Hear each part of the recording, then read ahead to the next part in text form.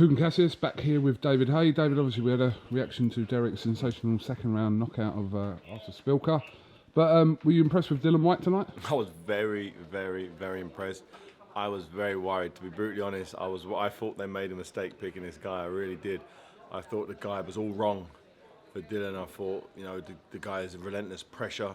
I wasn't sure if Dylan could, hold up to that for 12 rounds. And when he got decked with that uppercut, I'm like, oh, here we go.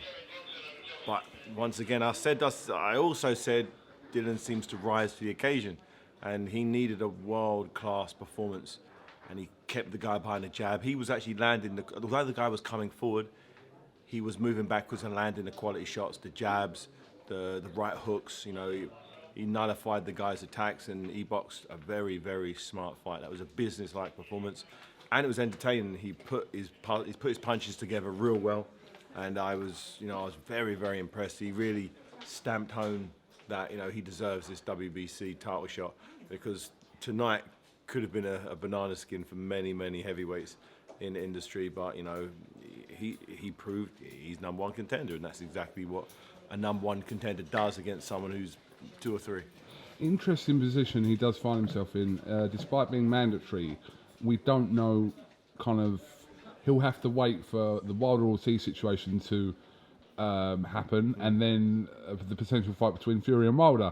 So which would technically supersede that, because Fury's is he champion emeritus, or has he got this title because you relinquish belts? I don't know. I know it's a bit confusing. But he'll have to. It looks like he'll probably have to wait. His shot's not going to come right away. But he is mandatory. So now to match him in between that time, how risky do you go with it? Do you take someone as risky as Oscar Rivas?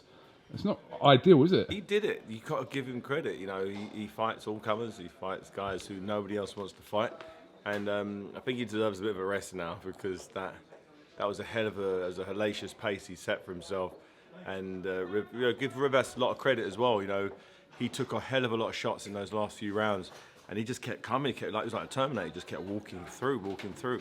And in the last 2-3 rounds, I thought Dylan was going to stop him. I thought Dylan was just going to put him and he was hitting him with shots that would stop ordinary human beings. Yeah. But this Rivas was cut from different stuff, and it was just a good fight. I really, really enjoyed the fight.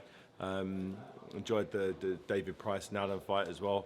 I hope Allen's okay. He looked at the fact that they pulled him out. He's okay. I just got a text from Darren Barker to say he's okay. He's waiting for a scan. So okay, good. Because he took a shellacking. Although it didn't look like much was landing. David Price is a big human being who punches very, very hard, and he started copping way too many of them. And you can't really walk people down who are that big and strong and punch that hard. It really starts taking its toll. You'll have a hell of a headache tomorrow, I tell you that.